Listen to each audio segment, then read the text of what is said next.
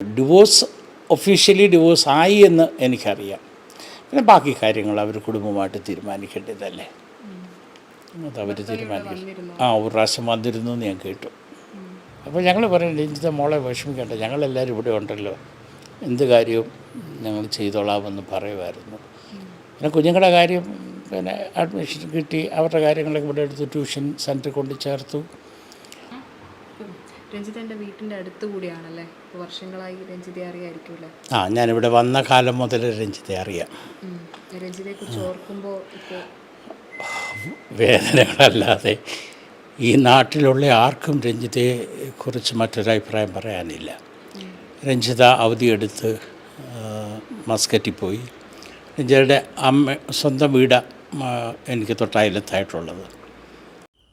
സ്വപ്നങ്ങളെല്ലാം പാതി വഴിയിൽ ഉപേക്ഷിച്ചാണ് രഞ്ജിത മരണത്തിലേക്ക് പോയത്. ഇന്ന് രാവിലെയോടെയാണ് രഞ്ജിതയുടെ മൃതദേഹം പുല്ലാട്ട് രഞ്ജിത പഠിച്ച ഹൈസ്കൂൾ മുറ്റത്തേക്ക് എത്തിച്ചത്.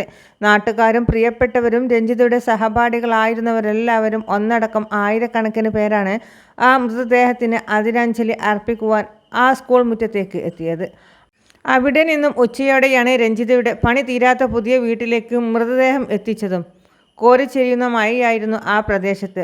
ഒപ്പം രഞ്ജിതയുടെ അവസാനമായി ഒരു നോക്ക് കാണുവാൻ എത്തിയവരെല്ലാവരും പ്രദേശത്തേക്ക് തടിച്ചു കൂടിയതോടെ അവിടെയും വലിയ ജനക്കൂട്ടമാണ് രൂപം കൊണ്ടത്.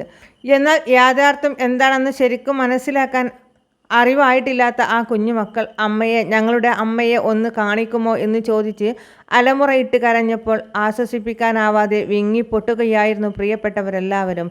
അപകടം സംഭവിച്ച് 12 ദിവസത്തിന് ശേഷമാണ് രഞ്ജിതയുടെ മൃതദേഹം അമ്മയ്ക്കും മക്കൾക്കും അരികിലേക്ക് എത്തുന്നത്.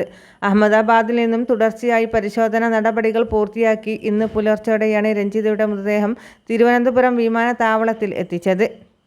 നാട്ടിൽ നിന്നും ബന്ധുക്കളടക്കം നിരവധി പേർ മൃതദേഹം ഏറ്റുവാങ്ങുവാനും അന്തിമോപചാരം അർപ്പിക്കുവാനുമായി എത്തിയിരുന്നു. തുടർച്ചയായി നിരവധി DNA പരിശോധനകൾ നടത്തിയിട്ടും രഞ്ജിതയുടെ മൃതദേഹം തിരിച്ചറിയുവാൻ സാധിച്ചിരുന്നില്ല. വിദേശത്തായിരുന്ന സഹോദരനായിരുന്നു ആദ്യ പരിശോധനയ്ക്കായി എത്തിയിരുന്നത്. എന്നാൽ അത് വിജയിക്കാത്ത പക്ഷം അമ്മയുടെ രക്തസാമ്പിളുകൾ കൂടി ശേഖരിച്ച് അഹമ്മദാബാദിൽ എത്തിച്ചാണ് രഞ്ജിതയുടെ മൃതദേഹം തിരിച്ചറിഞ്ഞത്.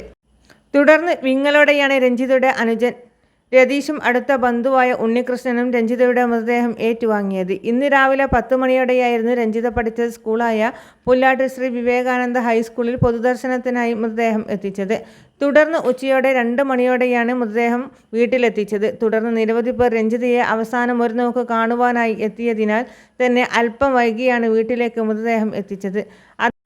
അതേസമയം സാധാരണ നിറയെ ചോക്ലേറ്റുകളും കളിപ്പാട്ടങ്ങളും മക്കൾക്ക് പകർന്നു നൽകുവാൻ സാധിക്കാത്ത അടക്കി വച്ച സ്നേഹവുമായി ഓടിയെത്താറുള്ള രഞ്ജിത ഇത് ആദ്യമായിട്ടാണ് ഒഴിഞ്ഞ കൈകളുമായി അമ്മയ്ക്കും മക്കൾക്കും അരികിലേക്ക് എത്തുന്നത്. സുരക്ഷിതമായി എംബാം ചെയ്ത് പെട്ടിക്കുള്ളിലാണ് ഒട്ടിച്ച ഒരു പടം മാത്രമാണ് പ്രിയപ്പെട്ടവർക്ക് രഞ്ജിതയെ കാണാൻ സാധിക്കുക. അഹമ്മദാബാദ് വിമാനാപകടത്തിൽ മരിച്ച മലയാളി നേഴ്സ് രഞ്ജിതയുടെ മൃതദേഹം ഇന്നലെയാണ് തിരിച്ചറിഞ്ഞത്. വിമാന ദുരന്തം നടന്ന് 11 ദിവസങ്ങൾക്ക് ശേഷമാണ് DNA പരിശോധനയിലൂടെ മൃതദേഹം തിരിച്ചറിഞ്ഞത്.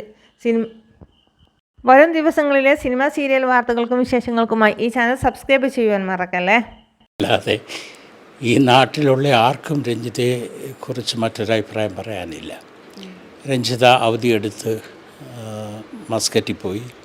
രഞ്ജിതയുടെ സ്വന്തം വീട് എനിക്ക് തൊട്ടയലത്തായിട്ടുള്ളത്.